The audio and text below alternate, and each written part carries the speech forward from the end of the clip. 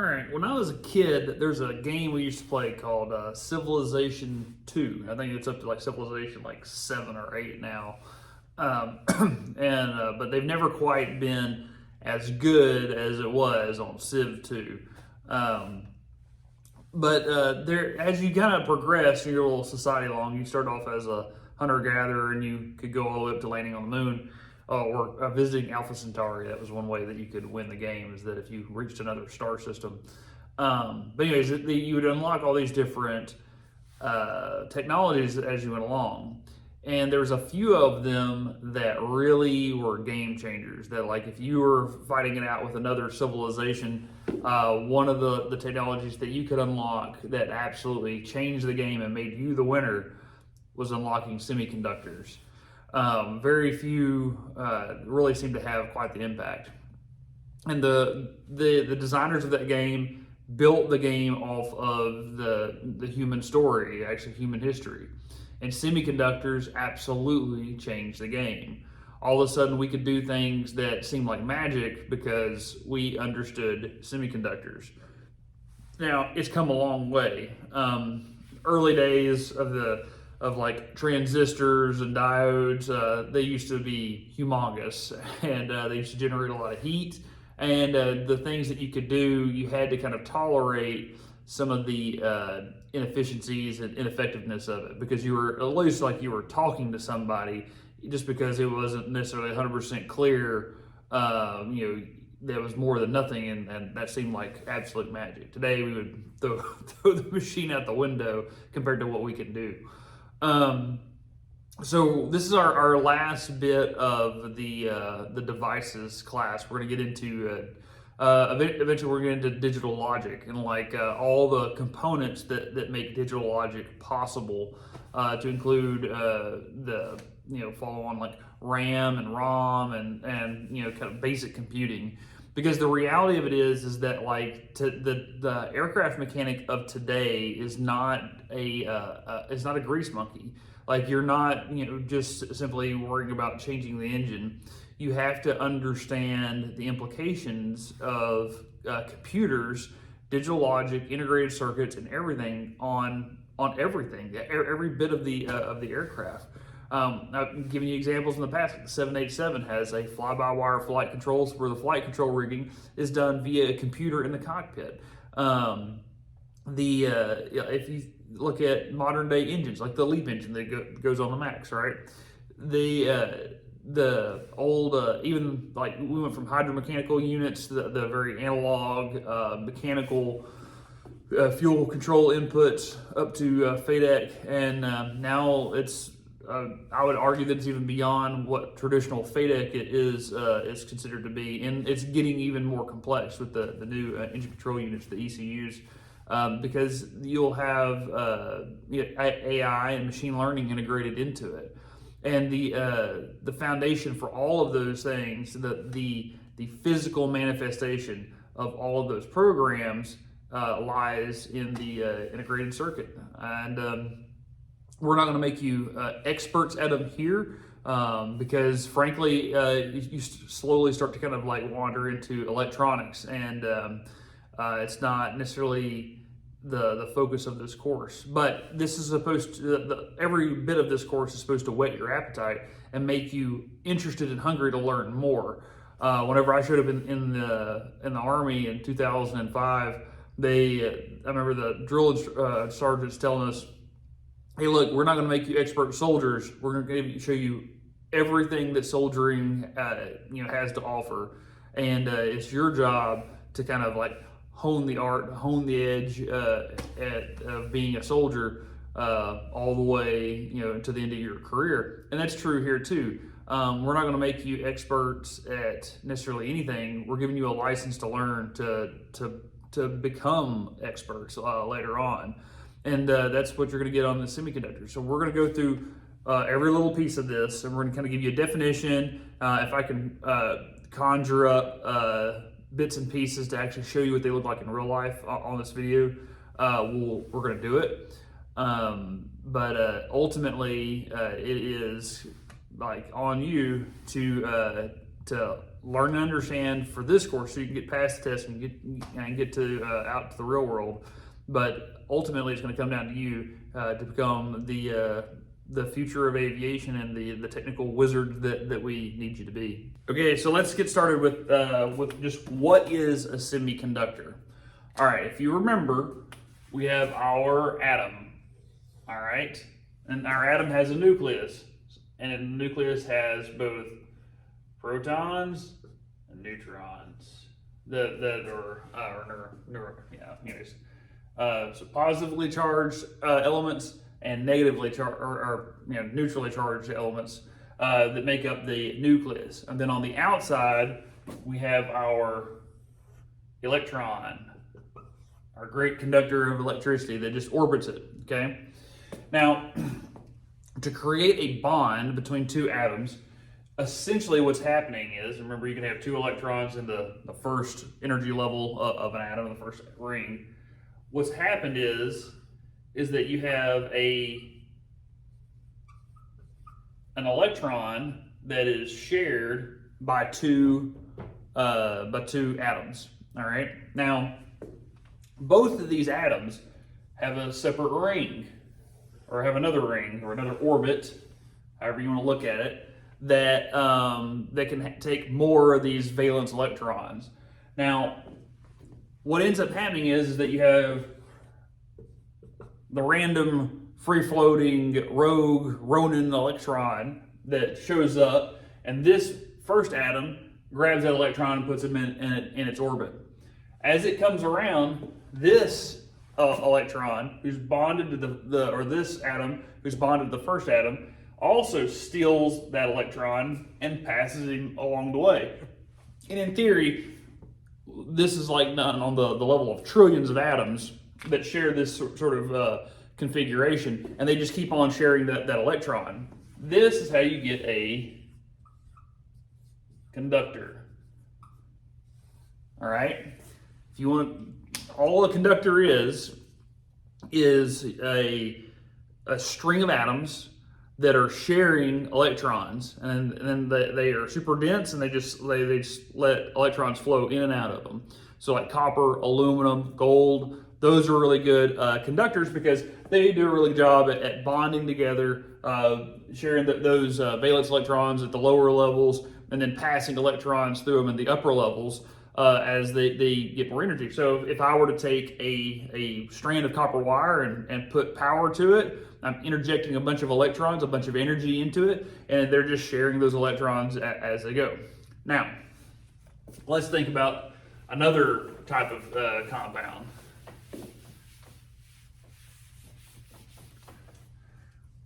All right, let's talk about insulators. Now, a lot of this is review because we've talked about it before, but essentially, in an insulator, you have a little bit of a different scenario. You have atom 1 and atom 2.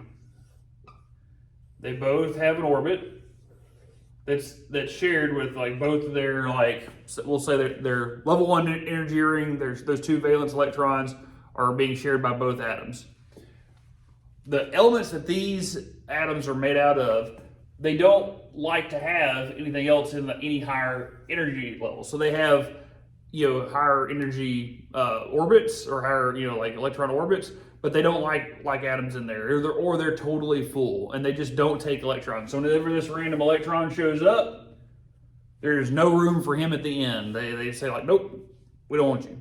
And so it just comes here and it's like, well, whatever, and then kind of like wanders off and goes on its merry way until it finds a home. Now, that's how you get insulators. And that's why you end up having like insulators that go over conductors. So you have like a copper wire that's sharing these electrons left and right. Well, it wouldn't do any good if that electron said like, oh, well, here I am meandering my way through copper. Oh, look, here's this other thing that I can jump off into. Then your insulator wouldn't work very well. So you have to have these two, to where you have a wire that ends up having a plastic insulator on top of it that won't pull those electrons away from the copper or aluminum or whatever is doing the conducting. All right. Now, let's talk about a third option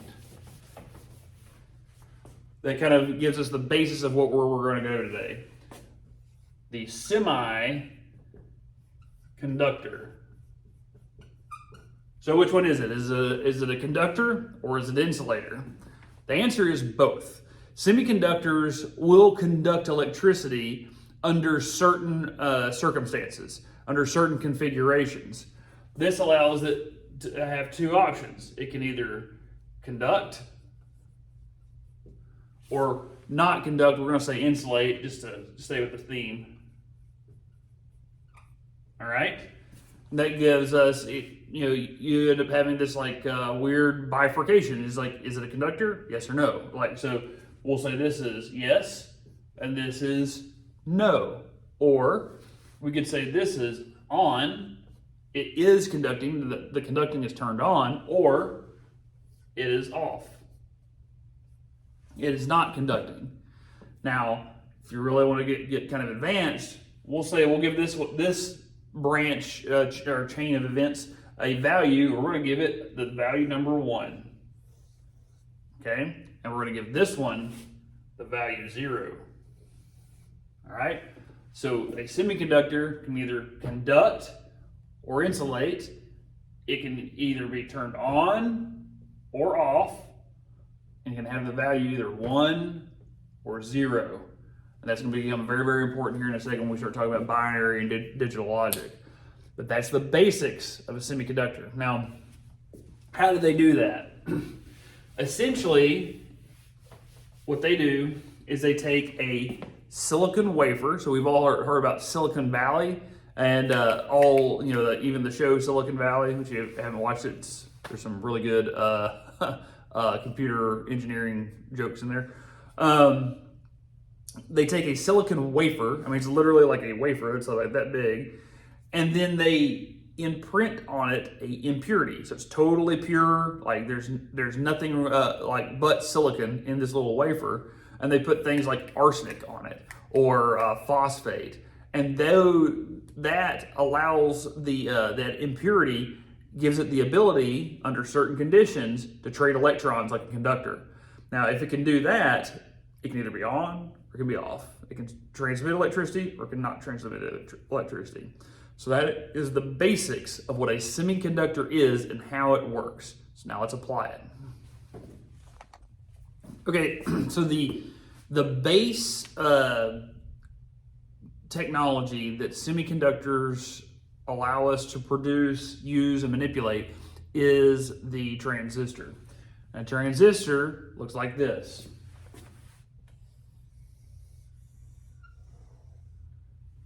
Use a little square piece, and it has 3 leads that come off of it. All right, now this is going to be laid on the side, but it's for the sake of being able to draw it. We're going to look at some of these here in just a second. All right, lead 1 is called the emitter. The central one is going to be called the base. And the one on the bottom, the collector.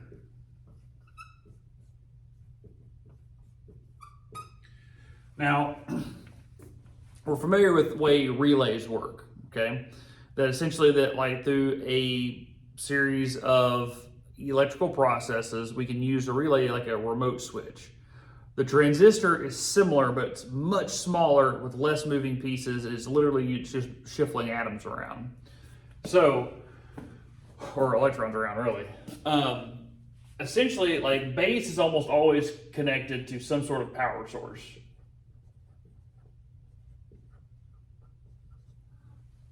Of some variety. The switch is going to happen between the collector and the emitter. Now, whenever you were young, I'm sure there was probably a group of friends that you ran around with. So there's 4 or 5 of you. And the 4 or 5 of you, generally speaking, never got in trouble, and y'all were good kids. But there's always this one kid that showed up that caused a ruckus, and they got everybody in trouble every single time. That one kid would show up, and y'all would do things he would never do had he not been there. That is actually kind of similar to a transistor. Now, what ends up happening is that the collector has a circuit it can go to. but there's just not enough power going through here for the power source to actually cause electrons to jump over and have current start to flow. All right, that's where the emitter comes in. The emitter is that one kid that, like, when power is flowing through here, it's enough to get one electron to kind of hop over onto the power source, and that gives it just enough to really kind of start the water flow. This is the hole in the dam that then causes all of the power to actually start to flow from the power source into the collector and off into the rest of the circuit. That means that the emitter effectively becomes the last leg of like a switch circuit. So that way you can have an entire apparatus out here that's all connected to the collector, and then another switch circuitry that's over here with the emitter. So let's say if you wanted to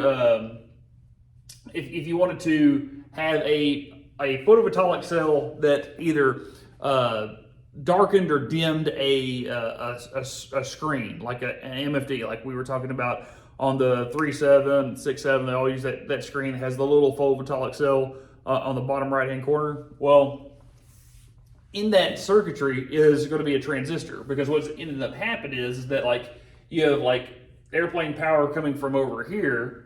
You have all of the circuitry that's involved with causing the screen to light up or dim down based on what the conditions are, and then the photovoltaic cell is going to be tied in over here. So that way, whenever the photons start hitting that photovoltaic cell and they start to decrease the resistance and then cause power to flow, well, they'll have one that peels off, or a little bit of power that peels off onto the emitter of a transistor, and that causes an electron to hop from the emitter onto the base, and that starts the cascade effect of power until this circuitry is fine and it stops flowing, and then this circuit will stop flowing. So in very similar ways, a transistor works like a relay, but is much more sophisticated. But that's kind of the base operation of what a transistor is and does. It may seem like some sort of witchcraft or whatever, but essentially all you really have to keep in mind is that, like, this is you and your friends, and this is the one bad kid that's going to come in there. Now, here's where it gets a little bit trippy. It can also work the opposite way, where the collector will flow into the emitter. So let's talk about the two base kinds of transmitters or of transistors, and then we'll kind of go from there. Okay, so your two basic types of transistors are going to be your NPN and your PNP type transistors. And don't let that scare you. All it basically is telling us which way current is going inside of the transistor itself. So let's look at a NPN transistor. All right, so if you have your transistor, and I'm going to try to mature your understanding. So we're going to go away from our little square diagram, and we're going to go to an actual schematic diagram. All right, so on a NPN transistor, the current is going to flow from the collector into the base and out through the emitter. So we say this is the collector. It's going to flow this way, and it's going to be annotated by a little arrow on this side out to the emitter. And here's our base. So the bad kid that comes and starts the riot comes from the collector, grabs folks at the base and says, like, let's go start a riot, and then heads out to the emitter. All right. Now on the PNP type of transistor, it is the exact opposite. So you'll have the emitter over here, and it's going to flow down to the base and then out to the collector. And it'll be annotated by an arrow over here. All right, I'll put a picture up to let you see what it should look like. not my, weird chicken scratch. But essentially, those are the two types of transistors that you can have in a circuit. Now, this is a concept called bias. Which way is the transistor biased? And the only way to tell them apart is by part numbers. They look identical to one another. And so what you don't want to do is, if you're building a circuit, is to put one of these in the other one, because then essentially you have current going, either it'll always be on or always be off, or always be burning things up. And so you want to be careful which one you put where. But okay, so those are the two types of base types of transistors. Let's take a look at a few of them and see what they look like in real life. Okay, so this is our door lock system. You can see the transistors right here. And they have that little kind of like half moon type shape. A lot of times they'll have part numbers printed on the side of them. I don't see them on this one. But here's another transistor right here. You see him right there. There's two more over here. Ooh, right there. They have those little half moon type shapes, and they look kind of like a little tower if you look at it like that. They can also look like these guys right here. Now, there's two kind of base types of transistor constructions. These over here don't generate a lot of heat. They don't have a lot of current through them. These do. But you can see the three leads on this one pretty easily, and the part number on that one. These also have 3 leads. You just can't really tell, especially with the camera. The reason why the construction difference is there is because these generate heat, and so they have that metal back on there. You notice the metal back is connected to like a little heat sink. It's to try to keep them cool. Because when you have a lot of current flowing through there, remember, a lot of friction in the line, so a lot of friction generates a lot of heat, and a lot of heat creates more current, which creates all sorts of other problems. But those are transistors. Okay, so let's talk about another one, and this is one of the ones that are my personal favorite. Just kind of as an avionics guy, you end up checking them a lot. It's the diode. Now, the diode you're probably most familiar with is an LED, a light emitting diode. Over the past 10 years, LEDs have taken over everything. You have LED lights on your boat that produce 10 times more light and weigh a quarter of what an old incandescent bulb does, and they generate far less heat and take a lot less power. So, like, a good thing that the diode is out and about. It wasn't too long ago that the incandescent light bulb inside of houses more or less got banned from being manufactured, and now everyone has LEDs in there. Just a massive reduction of power demanded on the power grid by just simply changing the type of light bulb we have from an incandescent bulb to an LED. Incandescents, they just they use heat they basically burn a filament is what they're effectively doing by passing a lot of power through it. Diodes operate on a whole different kind of wavelength, but we'll get into that. So let's talk about just what a diode is. So a diode's electrical symbol is just simply an arrow like so, with a line going like that. There's a diode. Now, a diode, all it really is a check valve, all right? So remember, it's an electrical check valve. Go back to our kind of basic electricity, that electricity is like water in a line. Think about the water like electrons, and a wire is like a water hose, and those electrons are just going through that water hose. Well, if you have a check valve, it allows current to go one direction, but it cannot go this direction. Can't go back the other way. So once it's through this point, there's no going back. And that's how a diode works. Now, because of this sort of configuration, there's a lot we can do with diodes.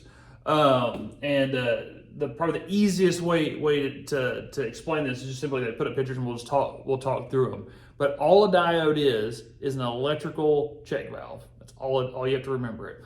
Now, as a technician, the diode that you absolutely are going to see is on the back of electrical racks of heavy commercial airplanes. you'll end up having something go wrong. There'll be some sort of fault code. There'll be something that's not working correctly. And you're going to pull up the wiring diagram. You're going to see that there's a diode that's placed on there. And it's going to tell you where it's at. You'll go down to the E-rack and you'll say like, oh, well, like here's the diode right here where it's supposed to be. And you'll take your meter and you'll say like, okay, well, like I'm going to hook up on either side of it. And you're going to get continuity through that diode. And then you're going to say, but what is it? Is it going both ways? So you'll flip it to diode mode, and right then and there it will tell you, hey, look, this is got continuity going back the other way. It tells you that the diode is burnt out. Or number two is that like there is no continuity and the diode's fine. And at that point, like you kind of expand your troubleshooting and go from there. But we'll see if we can get a picture of what a diode looks like on the back of an E-rack. It's real simple. It's just like a little plug that just sticks in there. And that prevents power from going back the other way. It only lets it go one direction. Okay, so there are many different types of diodes that we need to be aware of and cognizant of, so that way we can be good troubleshooters. Now, probably one of the most like famous of the diodes, once you kind of get into avionics, you start looking around, is the Zener diode. It's sometimes called a breakdown diode. Now, all a Zener does is that once it gets over a certain voltage, it allows voltage just to pass through it like it wasn't there. Essentially, it stops becoming a diode and just becomes more or less basically a wire. So within the normal operating range, the Zener functions as a voltage regulator, waveform clipper, and other related functions. Now, typically, whenever they're being used for a voltage regulator, you'll have two of them opposing to each other. Because remember, they're used in AC circuit, and AC goes both ways. So if you want to regulate the voltage, you have to regulate the voltage going both directions. And so you would need two different Zener diodes opposing one another to help filter out the erroneous voltages going one way and then the other one for the other way. Now notice on the wiring diagram in front of you, the Zener diode looks like a diode, but it has like a little Z to it. Now sometimes it'll actually say Zener on there, depending on the book that you're looking at. But a lot of times you just get the little Z, especially the older manuals. So alright, so that's the Zener diode. Now let's go on to the next one. Okay, so now let's talk about LEDs, everybody's favorite diode. LEDs get used from everything from landing lights on airplanes to Christmas lights on your house, car lights, home lights, you name it. But how do they work? Well, it's actually fairly simple. If you think about the way that electricity manifests, you get like one of three things out of electricity. One, you get work that you want, so like be it a light or a motor turning or whatever. You get light that things can get bright whenever they're being electrified. Think about like a shorted wire will always emit like a bunch of bright orange light. And the other one is heat. Well, an LED essentially what they're doing is they're using those kind of attributes of electrification, but they're doing it very, very intentionally. So an LED will sit and emit light as kind of like a waste product of electricity. So as electricity pulses through the LED going one direction, instead of dissipating a lot of heat that would need to be attached to a heat sink so that way it doesn't burn out, it just gets rid of light, and it gets rid of light, and depending on the LED, it could be in multiple different colors. So the diagram that you have in front of you, that's what LEDs look like on wiring diagrams. What the caveat is, depending on the manufacturer, they may or may not tell you what color that is, and most of the time they do, because typically you're going to have LEDs that are indicators of some variety, and it'll say like this one's green, this one's blue, this one's whatever the color is. So this one is the one in front of you is just kind of for demonstration purposes, but just know the LEDs that you'll be actually be working with in the future should tell you what color they are. The other thing to keep in mind is that pay close attention to the arrows, because the next one we look at, the arrows are going to be going the opposite direction. So in this, with an LED, the light is going away from the LED. It's being emitted out, which seems to be pretty intuitive. But if you skip through it and you're just troubleshooting, or you're installing something and you just kind of like glance over it, you get yourself in trouble, and you could be mistaking it for something that it's not. Okay, so another one that's fairly rare, but becoming more and more prevalent, especially the more we get electronic displays put into aircraft. Now, granted, you probably won't be messing with those at the component level, like taking them apart and putting them back together. You're going to send them off to the manufacturer. But in case you do, this is something that's really good to be aware of. But a photodiode essentially takes light energy and then can convert that into electrical current, much like a kind of think like a solar panel, but to a lesser degree, where solar panels are very much optimized for doing that. A photo LED is usually used to produce like signal voltage for switching and things like that. But yeah, so the main thing to take away here is pay attention to the arrows. Notice the arrows are pointed towards the diode, whereas with an LED they are pointed away from the diode. If you zip through a wiring diagram and you don't pay attention to those arrows, then you're going to make a mistake and put the wrong thing in the wrong place, or misunderstand, and you'll go off on a crazy troubleshooting tangent that'll just end up wasting a lot of time. But that's a photodiode. Okay, one that we won't spend just a whole lot of time on because we're not necessarily really diving too far into avionics just yet.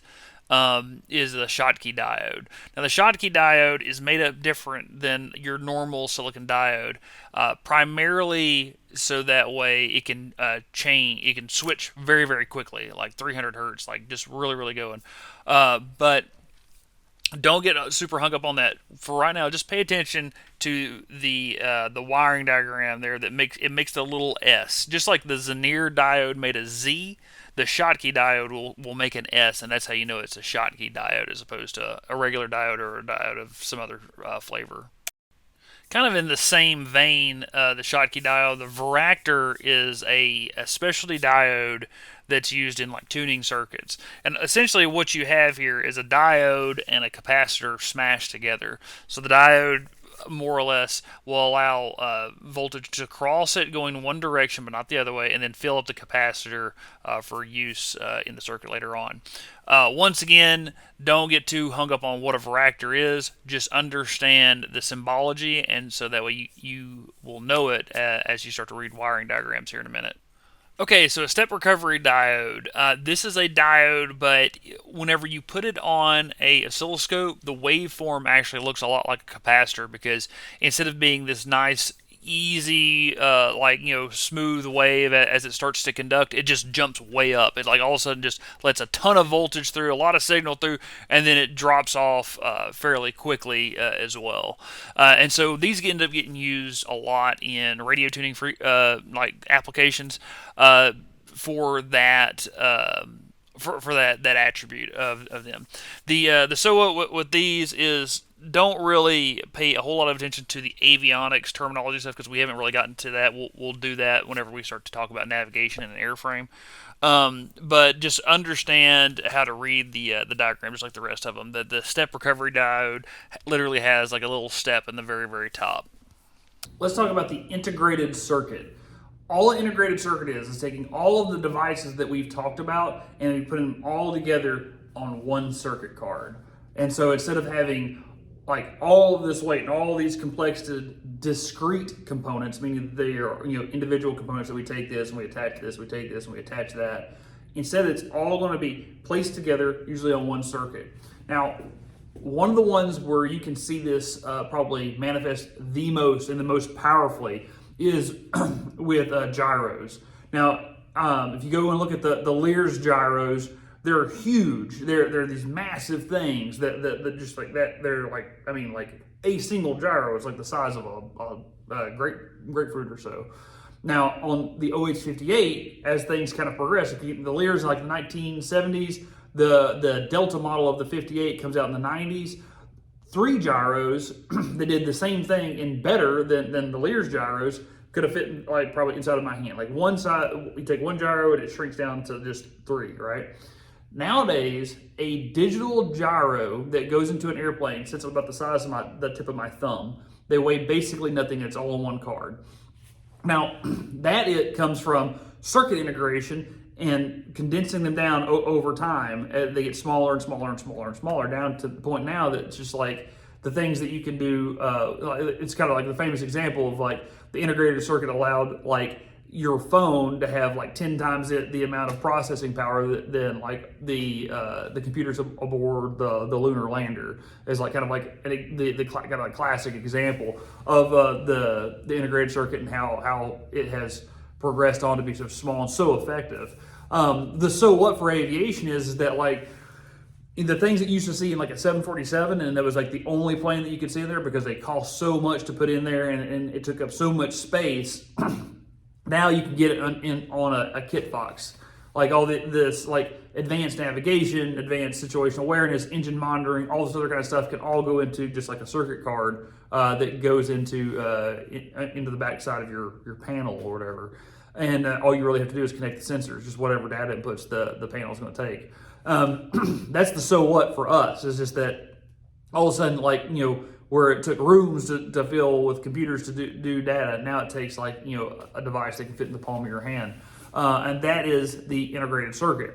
Now, all the integrated circuit really is just a compilation of all of these devices we've talked about shrunk down and put onto a circuit card.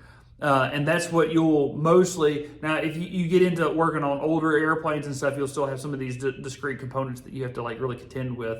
And to a certain degree, you'll still have those discrete components in other areas because the planes have the space, and so they'll end up having backups on there. So whereas like your digital gyroscope can fit into a circuit card inside of the cockpit, no big deal. They'll still have INS boxes that do basically the same thing, you know, downstairs because hey, look, we have the space and we can have some redundancy in that. So you'll have those to think about. But for the most part, the way that aviation is progressing is towards all digital, no analog, integrated circuits, you know, super advanced type of hardware. All right, before we get into like really hot and heavy into digital logic and understanding how these transistors and diodes and everything else play into integrated circuits so that way we can do crazy things on an airplane with it, we need to understand kind of the base language things are currently written in. And at the end of this, we'll get into quantum computing and how that changes everything. But binary, all right? Binary is actually fantastically simple and you should be familiar with it. If you've ever seen The Matrix, or just lines of code of zeros and ones and zeros and ones, that is binary. So how do we decode binary? So binary is essentially a way to take a really big number and scrunch it down into to either a 1 or a 0 or a sequence of ones and zeros. Because remember, our transistor is either on or off. It's either transmitting power or it's not transmitting power. So it's you either have a 1 or you have a 0. And if you have enough transistors going, then you should be able to kind of have like a Morse code kind of scenario that you can actually transmit really big numbers. So let's look at this. Binary counts up in in twos, all right? Or exponents of twos. So if you wanted to write 10 in binary, it would look like this. Okay? 1 or 0, 1, 0, 1. All right, so that's another thing. Whereas you're used to counting left to right, binary goes right to left. You count out towards binary. So how does that transmit to 10? Is the only one that's not a 2, it's a 1, all right? Then the next digit represents the digit 2, or 2 to the first power, which is just 2, okay? The next place is 2 to the second power. So 2 to the second power, or 4, all right? And then the 1 here is gonna be 2 to the third power, which is 2 times 2 is 4, times 2 is 8. All right? So what we have here, so we have like binary, then we have our exponent, and then we have the actual, what they're going to call decimal numbers, but the numbers that you're used to dealing with. All right, so when we look at 0, we have our decimal number 1. It's equal to 0, so we don't have to worry about that one. We have a 1 here, so we have to worry about this number, so we're going to keep 2. We have 0, so we don't have to worry about this number. And then 1 is equal to 8. Once we have all of our numbers, we've decoded the binary into decimal numbers, then we just add them up, and that comes out to be 10. So decoding from binary into to decimal numbers is very, very simple. Just simply remember 1 is always the first number, and then it goes 2, and then you start going up in exponents. So 2 to the second, 2 to the third, 2 to the fourth, 2 to the fifth, and it always keeps on counting up. And then effectively this number is just going to keep on doubling. So you're going to go 2, 4, 8, 16, and then 32, and then 64. If you remember the Nintendo 64, it's because it was a 64-bit processor, meaning that it could calculate all the way out to that 64th bit. And every single one of these places is considered a bit. That is binary. Now, a couple of like free fried chickens with binary. This can produce a very, very large number, all right? And so we needed a way to take those very, very large numbers and compact them down. So that way we'd have like a better symbol for very, very large numbers. And so the people came up with hexadecimals. And so like hexadecimals is simply 1 through 9, and then it goes like A through E. And then you would just simply take those places, and those that, like say E has a certain binary value, and then you just add them all up together, and that's how you get hexadecimals. If you want to see this in action, go watch The Martian as Matt Damon's trying to communicate with Earth. He actually uses hexadecimals to encode large amounts of data with just a very limited ability to transmit. It's a really good example of it.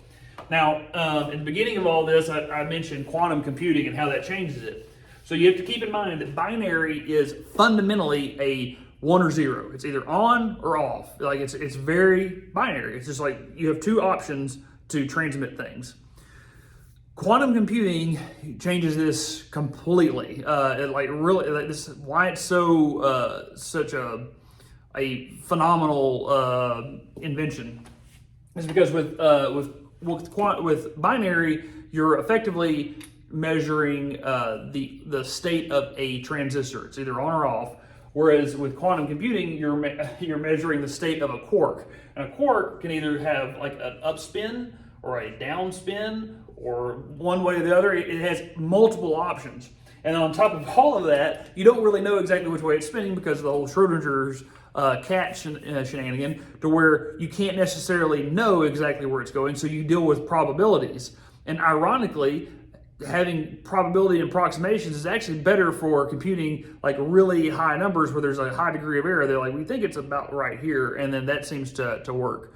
If they can ever get the quantum computer to actually work. But that's how the programming side of it would actually would actually work.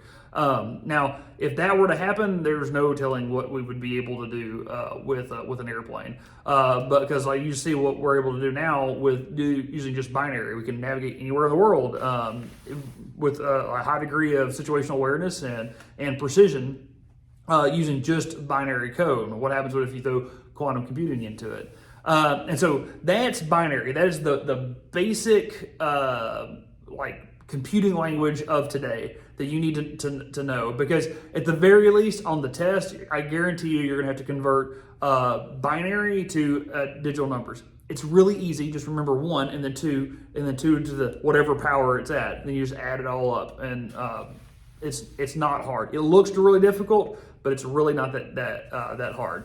But yeah, so that's binary. So let's go on to digital logic.